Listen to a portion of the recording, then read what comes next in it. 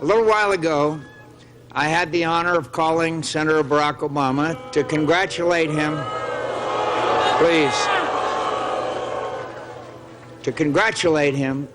on being elected the next president of the country that we both love. The concession speech. It's an electoral tradition in which the defeated candidate publicly accepts the results and congratulates their rival. In a normal year, this would have happened already.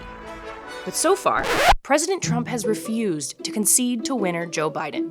Biden is going to come to office whether Trump gives a speech conceding or not.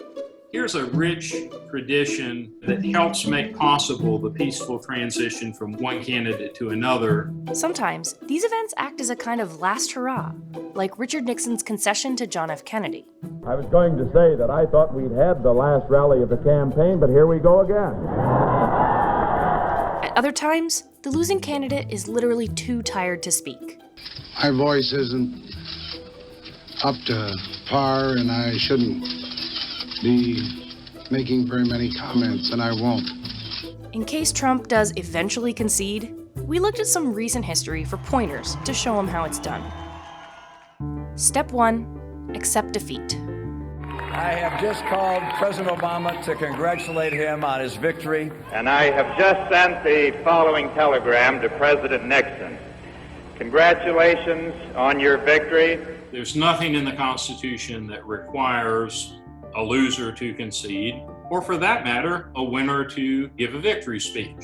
The idea of sending a concession started apparently in 1896 when William Jennings Bryan sent a telegraph to William McKinley congratulating him. In closely contested races, these speeches can act as an official surrender, where one side declares an end to the fighting. So the Democrats, as they keep touching the ballot. Take the 2000 election. Al Gore called George W. Bush to concede, but called again to take back that concession. Tens of thousands of votes, known as hanging chads, proving impossible to tally. After several weeks of recounting, the Supreme Court's ruling in Bush v. Gore gave Florida to Bush, and with it, the presidency. Rarely has it ever been this close. Good evening.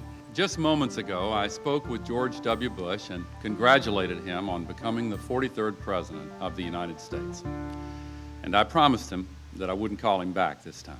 Gore gave what I think was a very remarkable, very statesmanly speech. Let there be no doubt, while I strongly disagree with the court's decision, I accept it. I accept the finality of this outcome. It's also a chance to show you're a good sport.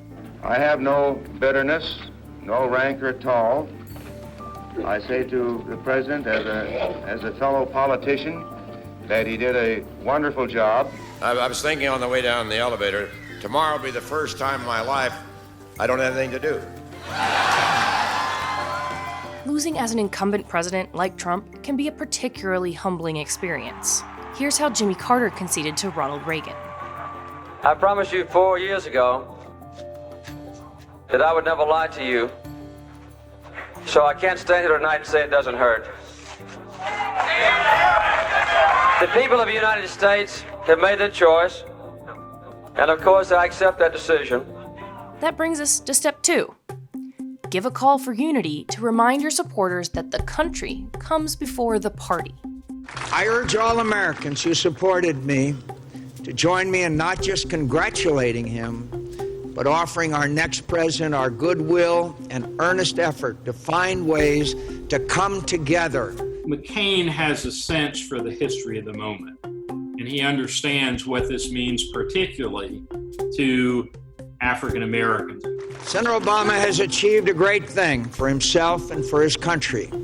I applaud him for it. George H.W. Bush, another one-termer, used the moment to urge support for President-elect Bill Clinton. I just called Governor Clinton over in Little Rock and offered my congratulations. He did run a strong campaign. I wish him well in the White House. I ask that we stand behind our new president. Step 3. Celebrating the process and the peaceful transference of power is very important. Hilary Clinton did as much when she urged her followers to accept Donald Trump's victory after a brutal campaign. Donald Trump is going to be our president. We owe him an open mind and the chance to lead. Our constitutional democracy enshrines the peaceful transfer of power. And we don't just respect that, we cherish it. They can still look back and say, this is democracy at work. You know, our system is still functioning. The system is greater than I am as a person. I want the country to know that our entire administration will work closely with his team to ensure the smooth transition of power. Finally, step 4. Pledge to keep fighting and leave your supporters with some words of hope. Don't lose faith. What you did made a difference, and building on itself,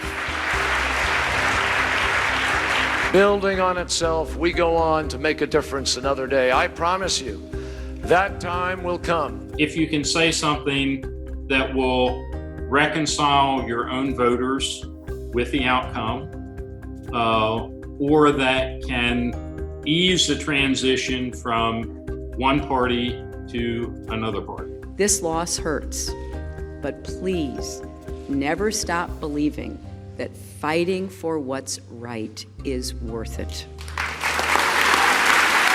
Victory in gracious concession speeches is truly emblematic of the strength of American democracy.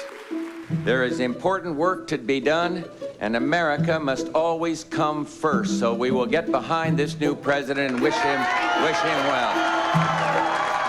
And that's how you give a concession speech.